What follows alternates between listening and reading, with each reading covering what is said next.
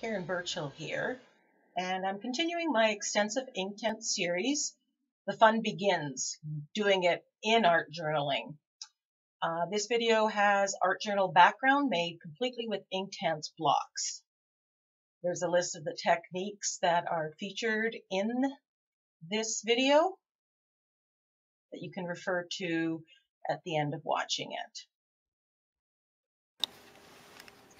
So I'm using this on a non-gessoed page, and I'm just taking the colors and just scribbling them on to the page. I'm not really worried too much. I'm using my color wheel to pick colors that are going to blend well, so I won't end up with mud at the end. Really love the teal purple combination and the colors that get created with that. So just filling the page with color and spraying it. Now, instead of using my fingers,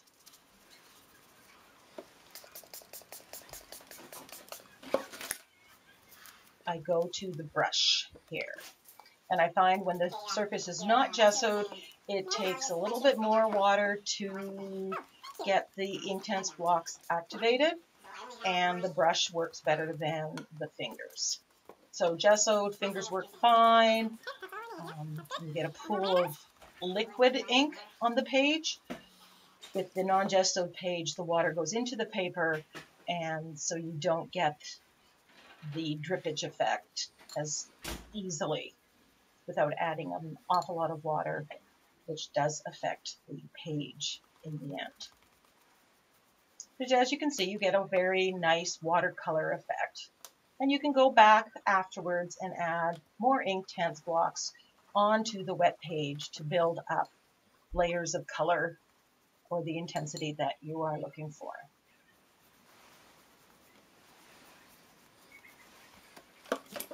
You'll notice that the lines are visible. Depends what you like. Later on that it doesn't become relevant. Depending on the other techniques that you use, it may or may not be the effect you're looking for. So drawing it,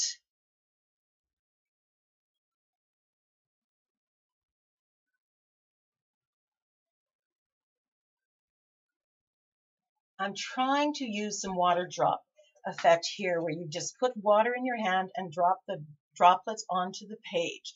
This is the technique that can be used with the distress inks or the dilution sprays, where you let it sit, or after dropping it or spraying it through a stencil, let it sit to activate the inks, and then pat it off with a paper towel.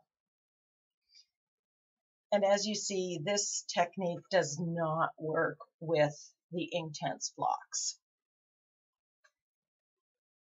So I'm going to add a little bit more color onto there. Selecting a peacock feather stencil, and I'm going to remove it using a baby wipe.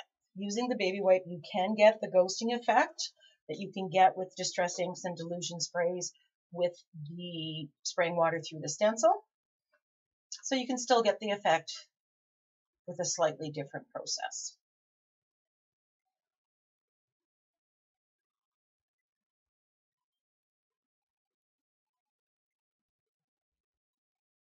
I believe this is a kite stencil.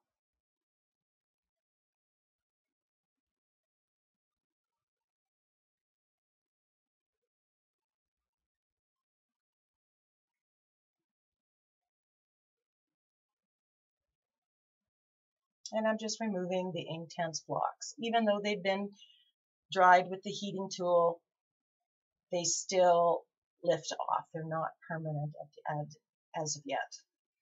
Using a makeup sponge. Now, instead of making a pool of ink with water and a brush, this time I am rubbing the makeup sponge directly onto the Inktense block.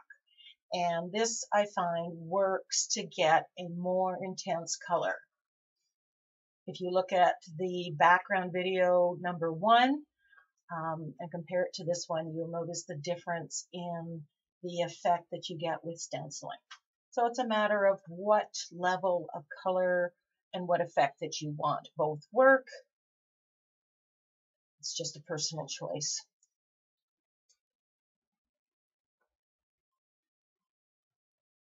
So there I'm applying the same teal that I had in my picture. Selecting another color. I'm using the purple. And again, rubbing it directly with the makeup sponge to get the ink into the makeup sponge.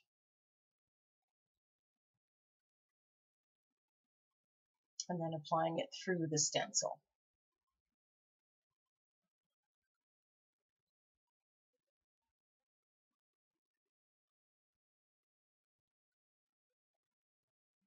As I'm watching this video, I'm thinking I could have mixed the Inktense block with some modeling paste and then put that through the stencil.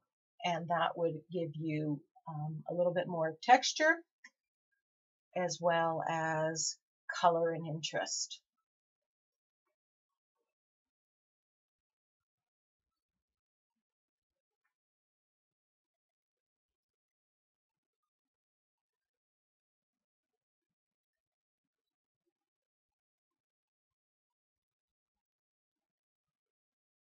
Decide to add one more color for interest using a dark fuchsia color from my Inktense blocks. And as you can see, my Inktense blocks, so I have broken several of them. They still work. They're just very much loved. So adding the pink. As I'm watching this, I'm thinking I could have added some navy in there, and I think that would have really popped in this color scheme.